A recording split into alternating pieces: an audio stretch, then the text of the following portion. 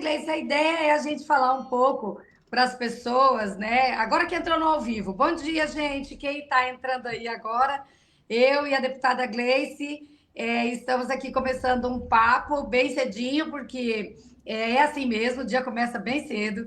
A Gleice está dentro de um Uber indo para o aeroporto. Ela está lá em Brasília, acabando as agendas lá que ela fez, inclusive da participação da Marcha das Margaridas. E a ideia, Gleice, é a gente conversar aqui para contar para as pessoas como é que foi essa Marcha das Margaridas, o que, que ela significa.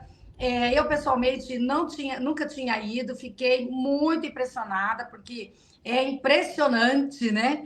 A Marcha das Margaridas, seja pela história, como ela se constrói, né? Como ela se formou, seja pelo gigantismo, né?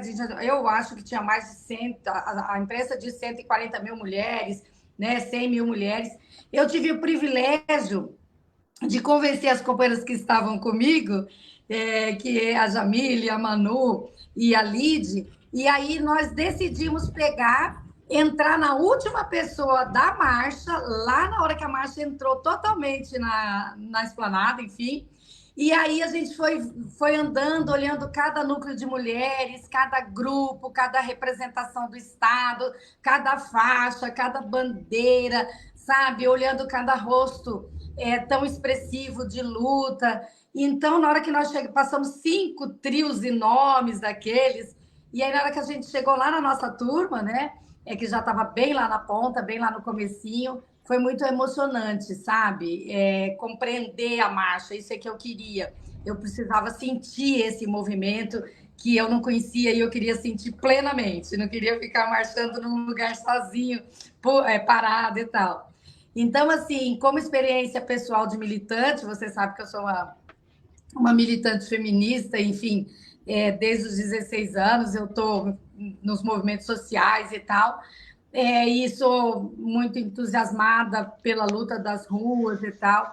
Então, eu achei incrível, me emocionei várias vezes, foi um chororô danado com cada expressão que a gente via nas ruas, cada faixa que a gente encontrava.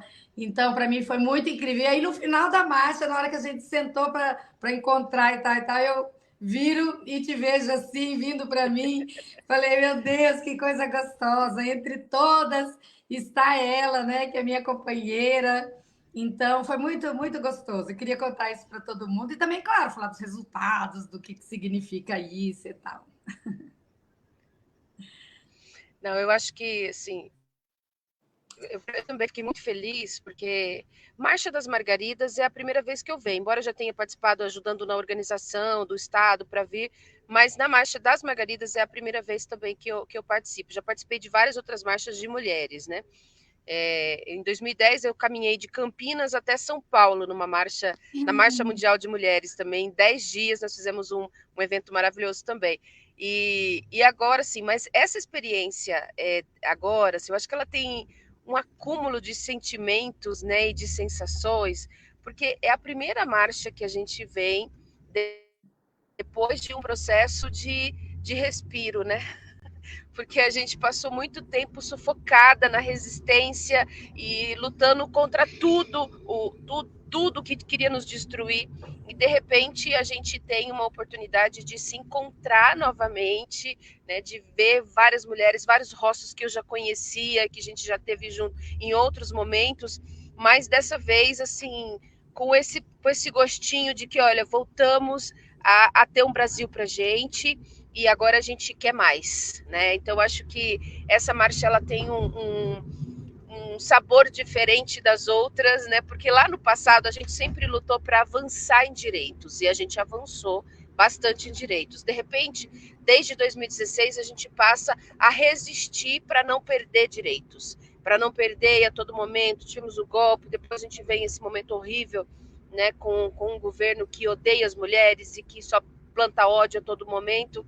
E agora a gente teve uma oportunidade de reencontrar essas mulheres que estão na luta há muitos anos, né? Eu encontrei várias companheiras aqui com quem eu milito também vários anos, de vários lugares dos estados, mas com esse gostinho de que, olha, nós vencemos quando nós lutamos para avançar, nós vencemos quando nós resistimos e nós voltamos a lutar para avançar de novo. Então, acho que essa experiência agora foi muito gostosa. Eu não pude fazer toda a marcha, né? Porque, como vocês sabem, eu ainda estou me recuperando ainda da minha saúde, e eu tive receio se eu ia conseguir fazer toda a caminhada a pé. Então eu esperei, cheguei até metade do caminho e fiz só metade da marcha. Mas eu cheguei e parei na frente e fiquei esperando toda a marcha passar. Então, todo esse sentimento, essa sensação que você disse que tem de ficar no meio, vendo aquelas mulheres passando, aqueles grupos, vários grupos, muitas cores, né? Várias faixas, aquelas camisetas lindas, todas elas muito expressivas. Eu também vivenciei, e é muito gostoso, né? Assim, eu saí de lá com uma sensação, saí não, né? Estou assim com essa sensação de que a gente voltou a ter um Brasil pra gente. Foi muito gostoso. Está sendo muito gostoso ainda. Pois é, a sensação vai se perpetuando dentro da gente, é uma alegria mesmo, né? E aí, assim, como você falou, a gente, essa marcha também representou isso, nós vencemos, né? Foi duro, foi difícil e tal, mas nós vencemos. Eu acho que o que tem muito também de simbólico é isso aí, né? Um governo anterior, o governo do Bolsonaro, que é um governo fascista, um governo que fez todos os gestos contrários, não só aos direitos, aos interesses das mulheres, mas às mulheres como seres, entendeu? Então, assim, você ter, logo após esse processo, além da posse do Lula, que foi um movimento de massa incrível também, né? Assim, o segundo movimento mais expressivo ser organizado, feito com a participação direta das mulheres, é um super tapa na cara, né? Como a gente fala, né? Tapa na cara dos fascistas. Mas, Luísa... Porque... Não, mas é isso aí, né? Essa coisa seguinte, sempre fomos nós.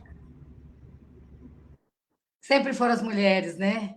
A enfrentar, né? Sempre foram as mulheres. Sempre nós estivemos à frente. Se a internet está boa, eu tô no... Mas na verdade cai um pouquinho, mas aí você volta, tá dando certo ainda. Vamos embora. Tá voltando? Tá, tudo bem. Tá voltando. Você estava falando que então, sempre são as mulheres. Eu tenho falado isso, sempre foi sobre nós. Exatamente. Durante a pandemia, movimentos, de tudo.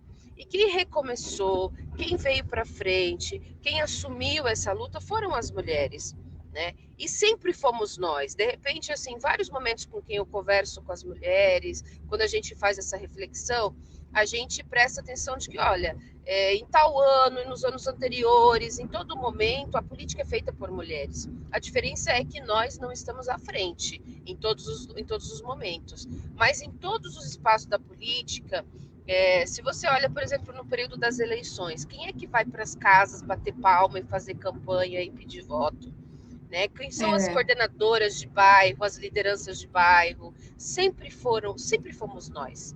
A diferença é que agora a gente tem essa consciência e que a gente está se vendo, se reconhecendo e ocupando esses espaços, porque antes a gente era um pouco mais silenciadas, né, dentro desse processo da política, e a gente acabava não percebendo que éramos nós, né, e agora a gente tem essa leitura. Então, eu acho que a gente está avançando, mas é importante a gente sempre lembrar que sempre fomos nós, e que agora a gente está reconhecendo isso e a gente precisa ampliar, ocupar mais esses espaços. Ano que vem, ano de eleição, é importante que as mulheres ocupem esses espaços, se candidatem, vão para os partidos, porque a gente precisa também ocupar os espaços da frente, né? É necessário.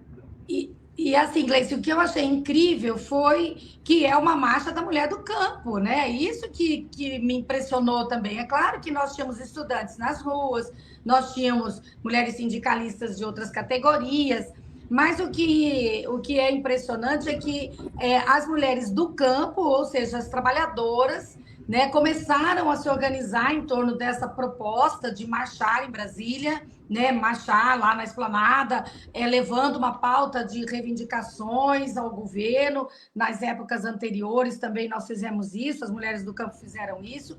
E então, assim, é uma visibilidade da força dessa mulher que está na floresta como trabalhadora, que é ribeirinha, até aqui para a gente que é do Centro-Oeste, a gente fala mulher trabalhadora rural, do campo, enfim, sem terra, a gente sabe de quem a gente está falando. Aí quando a gente fala assim, mulheres da floresta, mulheres, né, das águas, às vezes as pessoas dizem, mas aonde que estão essas mulheres das águas, né? Então, são ribeirinhas, né? Estão ao lado dos rios, inclusive aqui no nosso estado, que tem muitos rios e muitas trabalhadoras que vivem do trabalho, seja, né, extrativo, seja da agricultura e tal, nessas regiões e tem especificidades e precisam ter visibilidade, né? Então, acho que a marcha é muito poderosa porque a marcha trata de mulheres e de mulheres com uma pauta do campo, né? Das mulheres que são produtoras rurais, das mulheres que são, né, dos movimentos da agricultura familiar, enfim.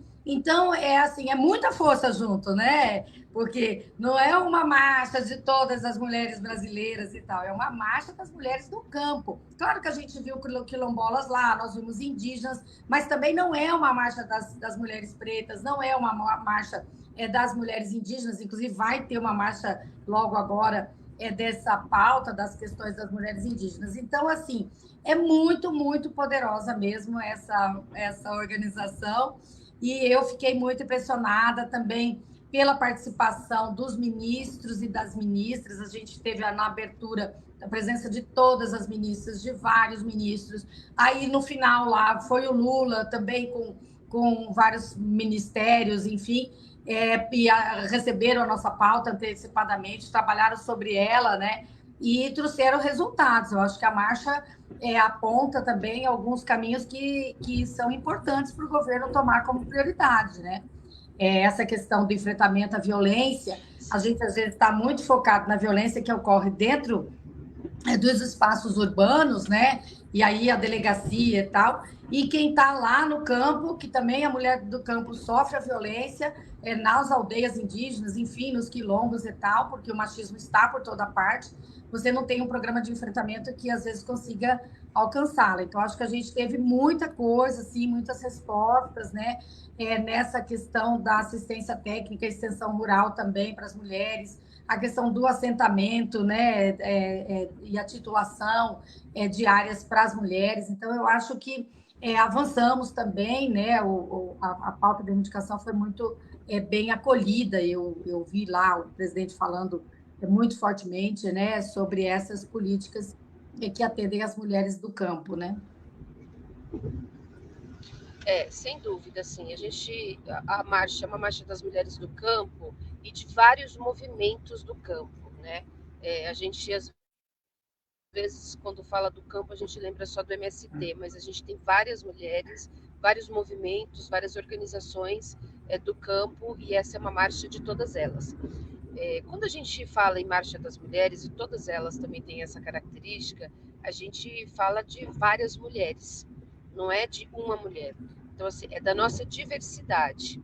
E é importante a gente lembrar a todo momento que nós somos várias, de vários lugares, para a gente não. Para a gente compreender a necessidade da amplitude da política para atender as mulheres, né? E quando a gente fala de mulheres, a gente está falando de economia, de educação, de saúde, de tudo que diz respeito à vida social e da cidadania, a gente está falando da vida das mulheres. E nessa marcha, assim, há uma reivindicação das mulheres do campo e muito forte para a gente ter uma produção sustentável, né, de alimentação saudável. E isso é fundamental, Luiz. Eu tenho feito sempre uma provocação a todo momento por onde eu ando. Eu tenho sempre perguntado sobre quantas pessoas a gente conhece que está com alergia ou que tem restrição alimentar. Nos últimos anos, a gente percebe que há uma mudança no comportamento, no nosso organismo, né, e na produção de alimentos, que tem nos adoecido. E a todo momento a gente encontra alguém que tem problema, que não pode tomar um leite, que não pode comer um trigo, que não pode comer um ovo, né? Isso é uma realidade nova. A gente tinha isso no passado, mas não com essa com essa dimensão do que a gente tem agora. E eu tenho feito essas provocações sempre que eu participo, estou numa roda de conversa com várias pessoas, e no mínimo 40% das pessoas tem ou tem alguém na família que tem alguma restrição alimentar, né? Então, essa marcha das mulheres, elas vêm falar também sobre isso, sobre a gente voltar a ter um alimento que seja um alimento saudável e que garanta a nossa saúde. Porque a gente vive de processados, de agrotóxicos, de toda uma composição, de mudar, alteração dos alimentos, né? De mudanças climáticas, e a gente esquece que nós somos parte do meio ambiente. Então, toda vez que a gente altera o meio ambiente, toda vez que a gente altera a nossa alimentação, a gente está alterando também o nosso organismo e o nosso modo de viver e, obviamente, que a nossa saúde. Então, a marcha ela vem falar sobre isso também, né? A gente viu muito forte em vários momentos falando sobre a questão climática, né? Das mudanças climáticas, da necessidade de ter uma produção sustentável. E o governo vem responder isso depois, né? Ele diz, olha, a gente está atento e a gente quer dar resposta a isso. Ele falou, assim, quintais produtivos, né? Mesmo na cidade, se incentiva a ter esses quintais produtivos, que é uma política que a gente precisa pensar e ajudar o governo federal também a reforçar nos municípios, Luiz. Acho que esse é um debate que a gente precisa fazer, Campo Grande, em Dourados, nos municípios todos do estado, para fortalecer essa política, para que a gente passe a comer comida que tenha qualidade. Oi, tá cortando um Aí eu pouquinho. voltei. Mas é isso que você está falando, Gleice, que também é o resultado da marcha, que foi bem legal. E é necessário mesmo, não são só essa questão das alergias, mas várias consequências, né? O pessoal faz pesquisa, publica direto, né? Falando sobre essa coisa da influência na saúde. Ai, ela caiu agora. Mas da influência da saúde, que o uso de agrotóxico, enfim, né? Desses chamados venenos mesmo, né? Na alimentação, provoca, seja na hora que está cultivando a produção ou mesmo esses conservantes e tal. Mas o que a gente fala especificamente, porque a gente está falando do trabalho do campo, da produção, seja agricultura, seja a produção extrativista, né? Ela estamos tentando ver se ela volta, tá? Mas aí, enquanto isso, dizer para todo mundo o seguinte, que aqui, então, em Campo Grande, a gente também, nosso mandato tem muita preocupação, seja com a conservação ambiental, e a conservação ambiental é a gente poder usar o meio ambiente, mas a partir da preservação dos recursos naturais que a gente tem, influenciando o menos possível no meio ambiente, no que significa a sua degradação. E aí, uma das iniciativas que nós... Quer dizer, nós temos várias iniciativas no mandato nesse sentido da conservação ambiental. Por exemplo, vocês conhecem o projeto de lei que pede o tombamento do Parque dos Poderes, do Parque Estadual do Prosa e do Parque das Nações Indígenas aqui em Campo Grande. Alguém pode perguntar, mas o tombamento é histórico, é cultural, é pela importância que o parque tem? Oi, Gleice, conseguiu voltar? Estou aqui na escuta, ouvindo. Então tá bom. E aí é que você tinha sumido aí a imagem. Mas aí o que eu estava dizendo é o seguinte, que o nosso mandato também aqui na cidade tem muita preocupação com essa questão ambiental. Então, assim, um projeto bem mais conhecido da gente aqui, bem conhecido, é o projeto do tombamento, do Parque dos Poderes, Parque Estadual do Prosa e Parque das Nações Indígenas. É um instrumento importante de conservação, não só do patrimônio histórico e cultural, ontem até foi Dia Nacional do Patrimônio Cultural, mas especialmente o patrimônio ambiental, que está sendo ali, está em risco, todo dia tem um projeto de desmatamento, o Tribunal de Justiça anunciando que de uma sede que vai desmatar 6 hectares, enfim. E aí, um dos instrumentos legais que nós percebemos pelo mandato é exatamente o projeto de tombamento, está tramitando, tivemos algumas dificuldades, mas ele está tramitando e a gente está reunindo força social de aprovação e tal para chegar lá com sucesso. Mas nós apresentamos também nesse semestre, Gleice, aqui na Câmara, um projeto de lei que define Campo Grande a cidade livre de agrotóxico. sabe? Vamos começar a discutir isso com os grupos, com a sociedade. Esse projeto já veio a partir de uma pré-discussão, mas a ideia é fazer com que seja restringido em Campo Grande, tanto na produção urbana como na produção rural, do entorno, enfim, todo, a utilização de agrotóxicos, seja nas produções agrícola, pecuária, extrativista e tal. Claro que a gente vai fazer isso por numa escala de um prazo, mas nós precisamos construir essa discussão muito verdadeiramente dentro da cidade.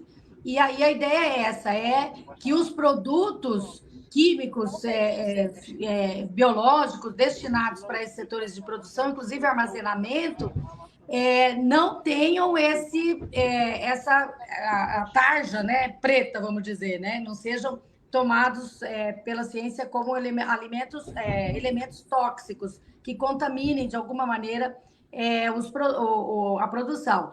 Então, essa cidade livre do agrotóxico quer isso, a gente quer construir uma Campo Grande saudável, uma cidade que a gente possa viver tanto na produção, com segurança, né, para a gente mesmo consumir, mas que o ambiente esteja protegido. Nós estamos vendo aí notícias gravíssimas dessa coisa do veneno lá na tua região de Dourados, né? Que eles aplicam indiscriminadamente e aí atinge as águas, atinge a saúde das pessoas. Em Dourados, nós temos... Pode falar, Gleice.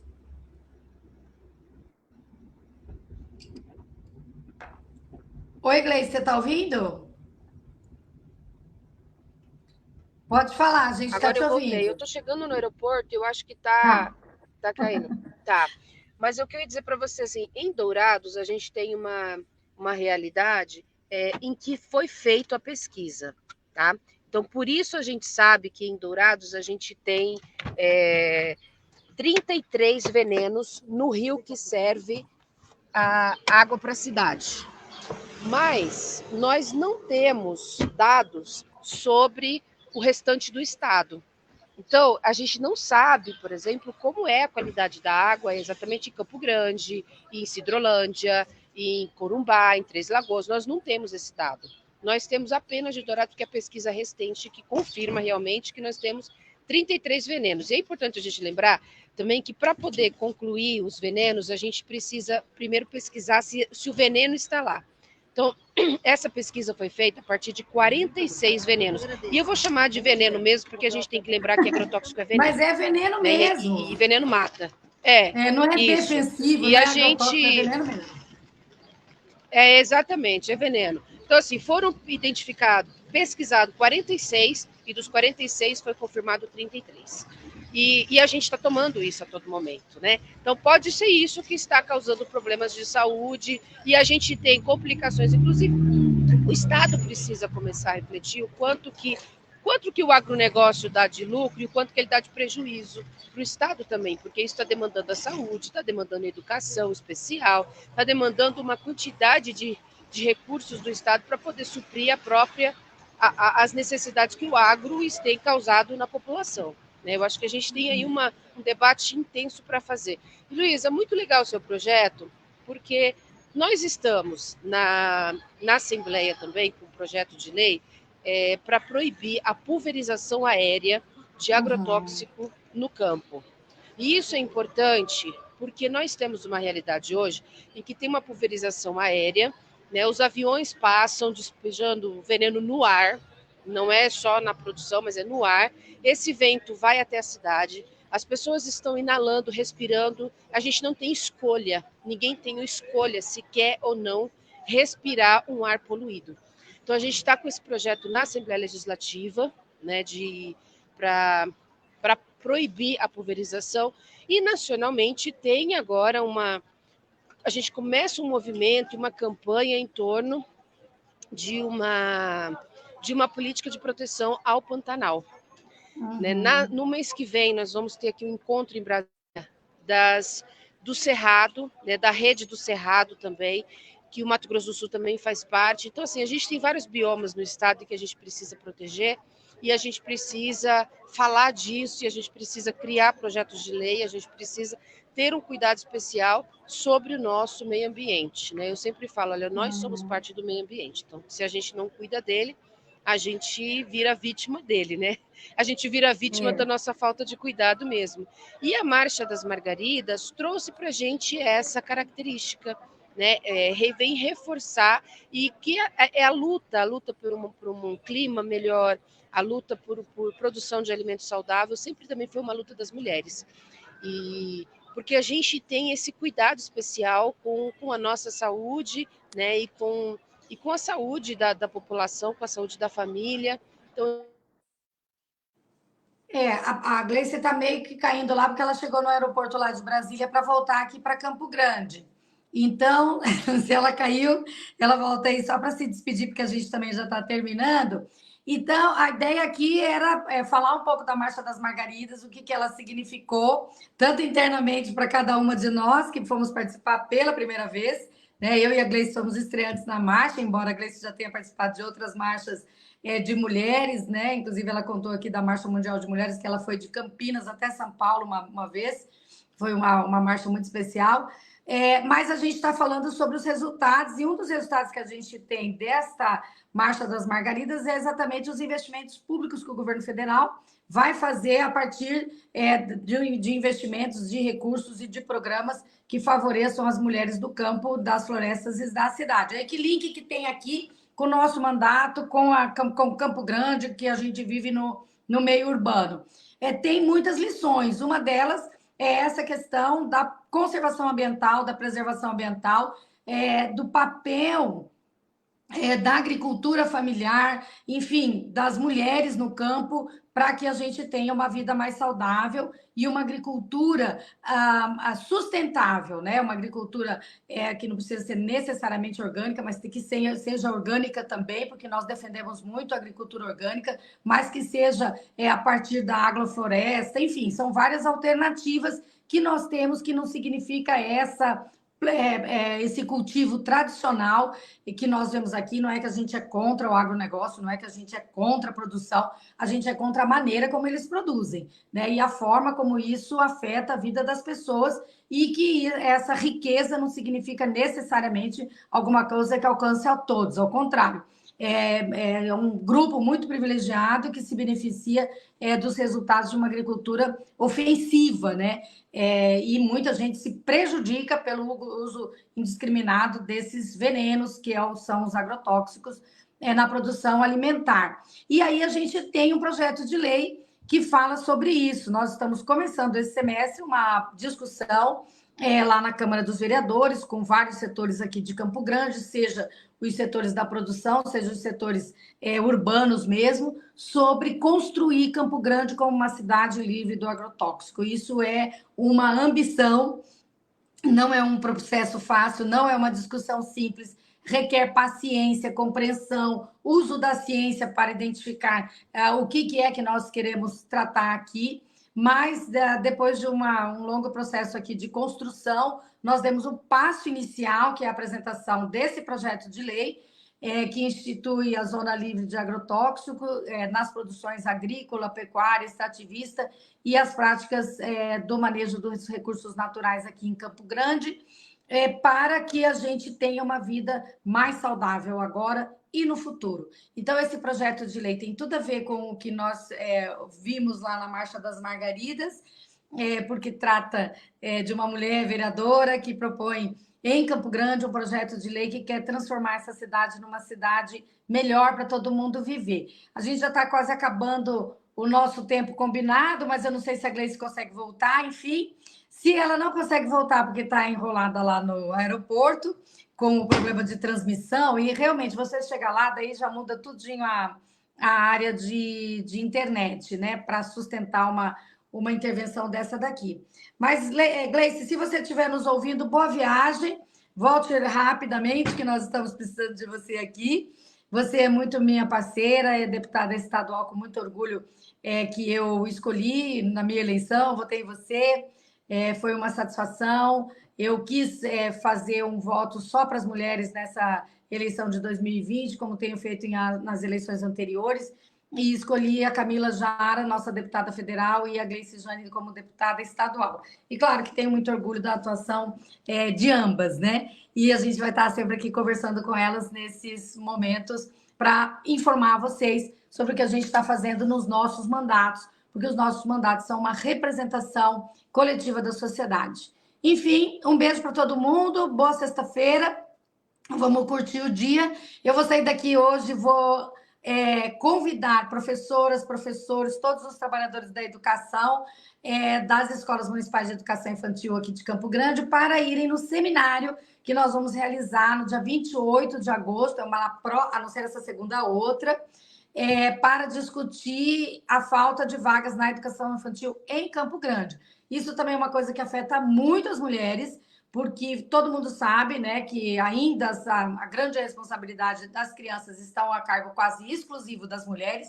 E quando você tem um neném, ou ele está na tua barriga, ou está no peito, ou está na sua mão, você fica o tempo todo envolvido com cuidados daquela criança, e ter na rede pública vaga para as crianças irem para a educação infantil é fundamental. Então, nós vamos reunir o Ministério da Educação, vai vir aqui a coordenadora geral da Educação Infantil do MEC, que é a professora Rita Coelho.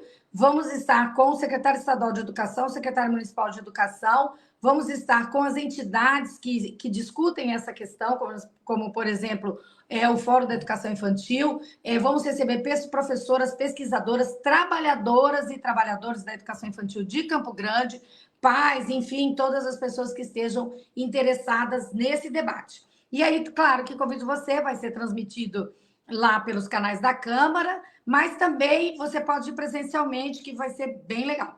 Quem é estudante, quer usar isso como uma atividade, nós já combinamos com as coordenações dos cursos de pedagogia, de letras, de artes, enfim, para que esse seminário, pela qualidade que nós estamos propondo, pelo tipo do debate que nós vamos fazer, os coordenadores dos cursos estão aceitando o certificado que é expedido pela Escola do Legislativo da Câmara Municipal de Campo Grande, como um atestado de comparecimento e de frequência para fins escolares. Então é isso, um beijo grande, Gleice.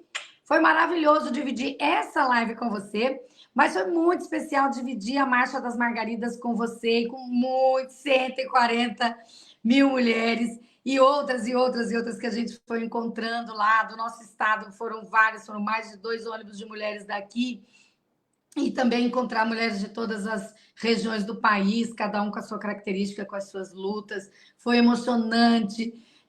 Assim, eu adoro o movimento de rua, eu adoro o movimento de massa, eu gosto de ver muita gente reunida num só caminho, né? Mas totalmente diversa também, né? Cada mulher com a sua luta, com a sua tradição, com as suas histórias. Então, foi muito, muito rica essa experiência. E a gente tem um monte de coisa para fazer aqui no Estado, né? Então, a Gleice vai lá para a Assembleia Legislativa trabalhar essas questões todas influenciadas, né, mobilizadas pela marcha que nós passamos lá, que foi a Marcha das Margaridas. Até esqueci de contar para vocês que a Marcha das Margaridas tem esse nome, porque é uma homenagem à Margarida Maria Alves, é uma mulher nordestina, paraibana, trabalhadora rural, que foi uma das primeiras mulheres a compor direção de sindicatos de trabalhadores rurais. E Margarida foi uma lutadora, né, pelos direitos dos trabalhadores rurais, das trabalhadoras rurais, mas também por direitos humanos das mulheres.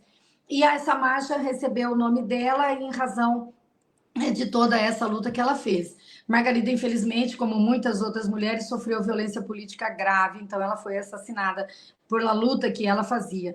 E até hoje, o Brasil ainda não conseguiu informar quem foram os mandantes da morte de Margarida Maria Alves. Inclusive, isso foi processo no Tribunal Internacional de Direitos Humanos, enfim, e o Brasil recebeu até uma condenação em razão de não ter conseguido apurar adequadamente e responsabilizar os assassinos da morte de Margarida. Mas Margarida deixou uma lembrança tão forte entre nós que ela nos mobiliza para fazer essa marcha de 140 mil mulheres.